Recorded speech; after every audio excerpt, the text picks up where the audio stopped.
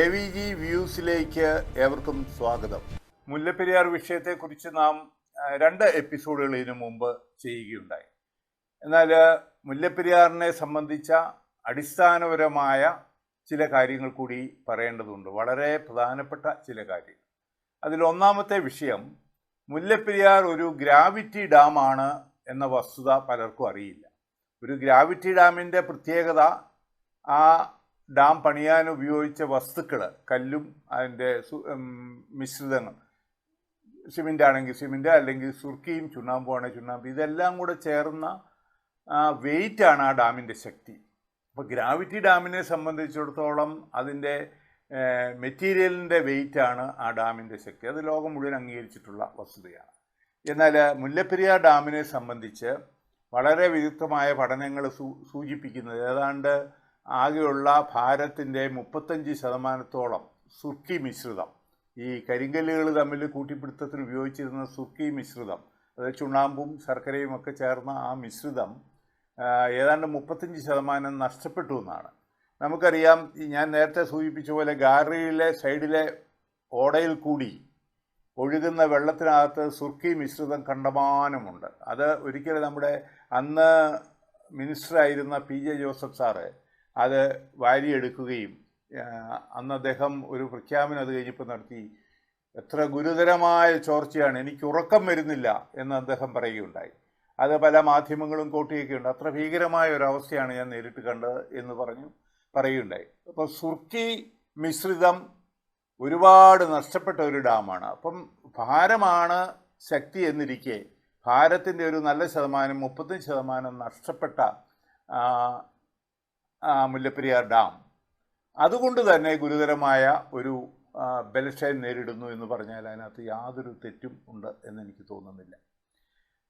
ഗുരുതരമായ ചോർച്ച ശ്രദ്ധയിൽപ്പെട്ടതിന് ശേഷം ഇവിടെ പല വിധത്തിലുള്ള മുറവിളി ഉയർന്നപ്പോഴാണ് കേന്ദ്ര ജല കമ്മീഷൻ ഇവിടെ പരിശോധനയ്ക്ക് വരികയും ഡാമിലെ 136 അടിയുടെ മുകളിലാണ് ഏറ്റവും ഗുരുതരമായ ചോർച്ചയുള്ളതെന്ന് കണ്ടെത്തുകയും അങ്ങനെ ജലനിരപ്പ് 136 അടിയിലേക്ക് ഏതാണ്ട് 30-35 വർഷം മുമ്പ് കേന്ദ്ര ജല കമ്മീഷൻ, ഡോക്ടർ KC തോമസ് അധ്യക്ഷനായിരുന്ന ജല കമ്മീഷൻ അതിൻ്റെ മുല്ലപ്പെരിയാർ ഡാമിലെ ജലനിരപ്പ് 136 അടിയായി ഫിക്സ് ചെയ്തു. ആ 136 അടി ജലനിരപ്പിൽ ഒരു ആവാസ വ്യവസ്ഥ ആ പെരിയാർ ഫോറസ്റ്റ് ഏരിയയിൽ ഡെവലപ്പ് ചെയ്യുകയുണ്ടായി. അതായത് പല 136 അടി ലെവല് കീപ്പപ്പ് ചെയ്യും പല മലകളും ഒരുമിച്ച് ജീവജാലങ്ങൾക്ക് അങ്ങോട്ടും ഇങ്ങോട്ടും യാത്ര ചെയ്യാവുന്ന സാഹചര്യമുണ്ടായിരുന്നു. പക്ഷേ 142 അടിയിലേക്ക് പൊടുന്നനവേ ജലനിരപ്പ് ഉയർത്തിയപ്പോൾ ആവാസ വ്യവസ്ഥ, ആ മുല്ലപ്പെരിയാർ പ്രദേശത്തെ അല്ലെങ്കിൽ ടൈഗർ റിസർവ് ഫോറസ്റ്റിലെ ആവാസ വ്യവസ്ഥ തകിടം മറിഞ്ഞു എന്നുള്ളതൊരു സത്യമാണ്. ഈ വസ്തുതകളൊന്നും നമുക്ക് മറച്ചു പിടിക്കാൻ സാധ്യമല്ല. അങ്ങനെ മുല്ലപ്പെരിയാർ ഡാം നേരിടുന്ന ഗുരുതരമായ ചോർച്ച, അതിൻ്റെ ഭാരനഷ്ടം, അതോടൊപ്പം ഒരു ഭൂകമ്പത്തിന് സാധ്യതയുള്ളൊരു മേഖലയിലാണ് ഈ ഡാം സ്ഥിതി ചെയ്യുന്നുള്ള വസ്തുത. ഇത്രയും കാര്യങ്ങളെല്ലാം കൂടെ കൂട്ടി വായിക്കുമ്പോൾ നമുക്ക് തീർച്ചയായും ലാഘവ ബുദ്ധിയോടെ ഈ വിഷയത്തെ കാണാൻ സാധിക്കില്ല. ഇനി ഒരു കാര്യം പലപ്പോഴും പലരും 1975 ചൈനയിലെ ഹെലൻ മേഖലയിൽ ഷിമാൻടൻ ടൈഗർ എന്ന് പറഞ്ഞ് 2 ഡാമുകൾ തുടരെ പൊട്ടുകയും വിശാലമായ ഒരു ഭൂപ്രദേശം വെള്ളത്തിനടിയിൽ താഴുകയും അക്കാലത്ത് 2,30,000 ജനങ്ങൾ മരണപ്പെടുകയും ചെയ്തു. ഇത് ചരിത്രം രേഖപ്പെടുത്തിയിട്ടുള്ള ഒരു സംഭവമാണ്. കെട്ടുകഥയോ ഒന്നുമല്ല, ചരിത്രത്തിൽ രേഖപ്പെടുത്തിയിട്ടുള്ള സംഭവമാണ്. അപ്പോൾ ഡാം തകർന്ന് വലിയ ദുരന്തങ്ങൾ ഇതിനു മുമ്പ് ഉണ്ടായിട്ടുണ്ട് എന്നുള്ള വസ്തുതയും കൂടി നാം കണക്കിലെടുക്കേണ്ടതുണ്ട്. റഷ്യയിൽ ഈ ഡാമുകളിലെ ലോകത്തെ മുതുമുത്തശ്ശിയാണ് നമ്മുടെ മുല്ലപ്പെരിയാർ ഡാം എന്ന കാര്യത്തിൽ യാതൊരു സംശയമില്ല. ഇതിലും പ്രായം കൂടിയ ഒരു ഡാം വേറെ ഇല്ല.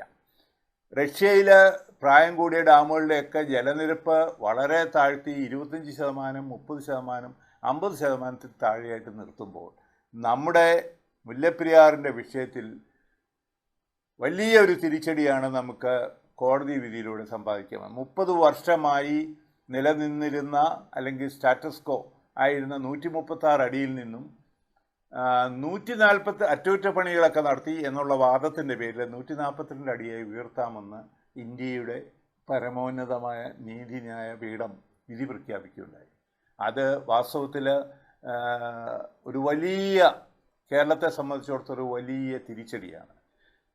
ഞാൻ ഇതൊക്കെ പറയുമ്പോഴും ഒരു കാര്യമുണ്ട്, ഈ കാര്യത്തിൽ കോടതിക്കൊക്കെ എത്ര കൃത്യമായി തീരുമാനമെടുക്കാൻ കഴിയുന്നുള്ളതിന് ഒരുപാട് ലിമിറ്റേഷൻസ് ഉണ്ട്. അതിന് ഉദാഹരണം പറഞ്ഞാൽ, ഒരു ഭൂകമ്പം എപ്പോൾ എവിടെ ഏത് സമയം സംഭവിക്കുമെന്ന് ആർക്കും പറയാനാവില്ല. കോടതികൾക്കോ അല്ലെങ്കിൽ നമ്മുടെ ഭരണാധികാരികൾക്കോ ആർക്കും പറയാൻ കഴിയില്ല എന്നുള്ളതാണ് ഏറ്റവും പ്രധാനപ്പെട്ട ഒരു വസ്തുത. അപ്പോൾ ഒരു ഭൂകമ്പം സൃഷ്ടിക്കപ്പെട്ടാൽ ചിലപ്പോൾ ഉദാഹരണം പറഞ്ഞാൽ 2004 കേരളത്തിൽ സൃഷ്ടിച്ച ഇതുവരെ സൃഷ്ടിക്കപ്പെട്ട ഏറ്റവും വലിയ ഭൂകമ്പം റിക്ടർ സ്കെയിലിൽ 5.1 കേരളം മുഴുവൻ അനുഭവവേദ്യമായി.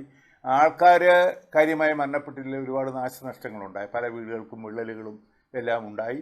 അതുപോലെ ആൾക്കാർ മറിഞ്ഞു വീഴുകയൊക്കെ ഉണ്ടായി, പക്ഷെ ആരും മരിച്ചില്ല. 5.1 എന്നുള്ളത് റിക്ടർ സ്കെയിൽ 5.3 ആയിരുന്നെങ്കിൽ 200 ആൾക്കാരെങ്കിലും മരിച്ചേനെ. കാരണം ഇത് എംപിരിക്കൽ സ്കെയിലാണ് ഈ റിക്ടർ സ്കെയിൽ വരുന്നത്. 1 നിന്ന് 2 പോകുമ്പം 30 ഇരട്ടിയൊക്കെയാണ് ആഘാതശേഷി വർദ്ധിക്കുന്നത്. അതാണ് ഈ റിക്ടർ സ്കെയിലിൻ്റെ പ്രത്യേകത.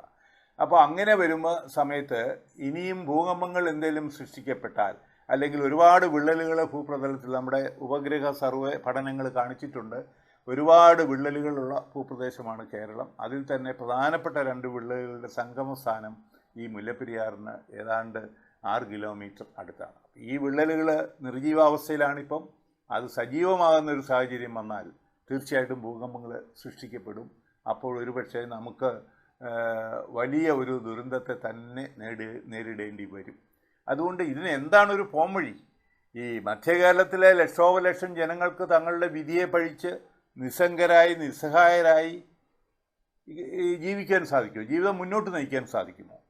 അവിടെ തീർച്ചയായും ജീവനും സ്വത്തിനും നിലനിൽപ്പിനും സംരക്ഷണം ഉറപ്പാക്കേണ്ട ഭരണാധികാരികളും നീതിന്യായപീഠങ്ങളുമൊക്കെ അവിടെ വീഴ്ച വരുത്തുന്നുവെങ്കിൽ ജനങ്ങൾ ഉണരണം. ജനങ്ങൾ ഉണർന്നേ പറ്റൂ. ഇവിടെ ഒരു ജനകീയ മുന്നേറ്റം ഉണ്ടായാൽ മാത്രമേ ഈ ഭരണാധികാരികൾക്കൊക്കെ കണ്ണു തുറക്കാൻ കഴിയൂ. അങ്ങനെ ഒരു വലിയ ജനമുന്നേറ്റത്തിലൂടെ മാത്രമേ നമുക്ക് മുല്ലപ്പെരിയാർ വിഷയത്തിൽ ഒരു ശാശ്വത പരിഹാരം കാണാൻ കഴിയൂ. ഒരു പുതിയ ഡാം ഉണ്ടാവണം. പുതിയ ഡാം ഉണ്ടായേ തീരൂ. ഇതിനിടയിൽ ചില വ്യക്തികളെല്ലാം കൂടി മുല്ലപ്പെരിയാറിൽ നിന്നൊരു തേക്കടിയിൽ നിന്നൊരു ടണൽ വഴി ജലനിരപ്പ് കുറയ്ക്കാൻ പറ്റും എന്നും പറഞ്ഞൊരു പുതിയ വാദമായിട്ട് മുന്നോട്ട് വന്നിട്ടുണ്ട്. അതിന് ഒരുപാട് പേര് സപ്പോർട്ട് ചെയ്യാനൊക്കെ ഉണ്ട്. പക്ഷേ ഏറ്റവും പ്രധാനപ്പെട്ട ഒരു കാര്യം, നമുക്ക് ജലനിരപ്പ് അല്പം കുറച്ചതുകൊണ്ട് ദുരന്ത സാധ്യതയൊന്നും ഒഴിവാകുന്നില്ല.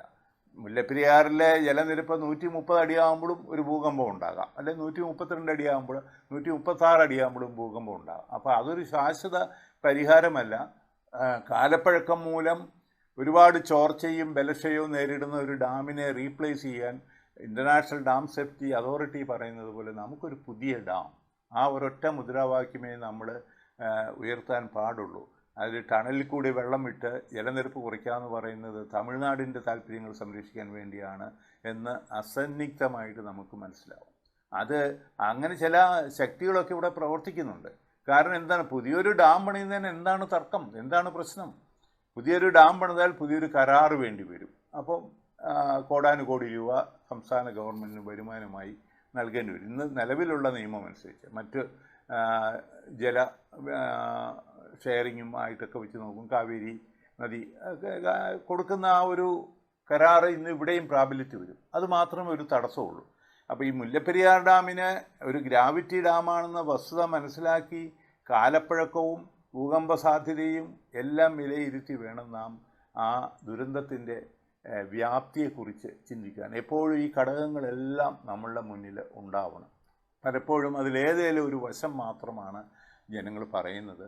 ഈ ദുരന്തത്തിൻ്റെ വ്യാപ്തിയെക്കുറിച്ച് തീർച്ചയായും നമ്മുടെ ജനങ്ങൾ പൂർണ്ണമായിട്ടും മനസ്സിലാക്കേണ്ടതുണ്ട്.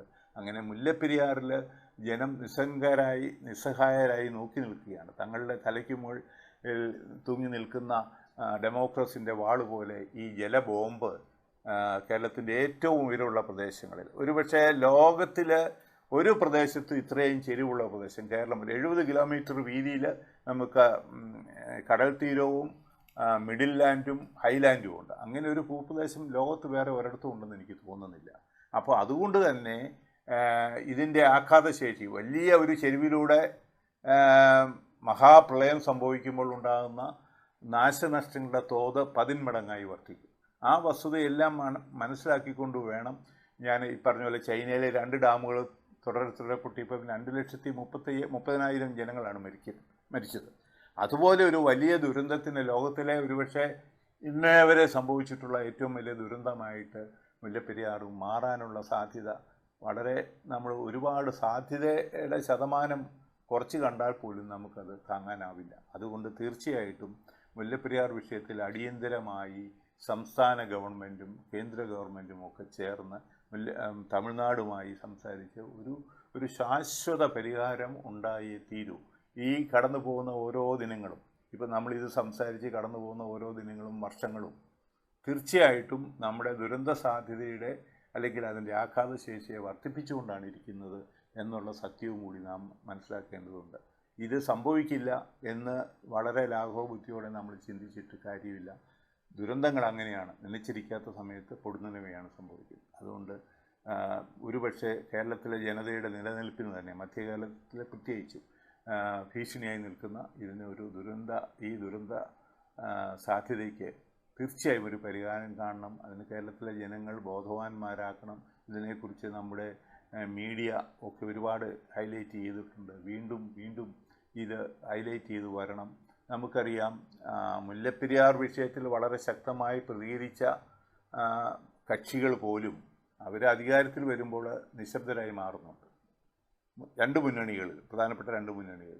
അതുപോലെ കേന്ദ്ര ഗവൺമെൻറ് ഇവിടെ കേരളത്തിലെ വേരുറപ്പിക്കാൻ ശ്രമിക്കുന്ന കേന്ദ്ര ഗവൺമെൻറ്റിൻ്റെ പാർട്ടിയും തീർച്ചയായും കേരളത്തിലെ ജനങ്ങൾക്കൊരു സുരക്ഷിത ബോധം വാഗ്ദാനം ചെയ്തുകൊണ്ട് വേണം അതിലേക്ക് കടന്നു വരുവാനെന്നാണ് എൻ്റെ അഭിപ്രായം.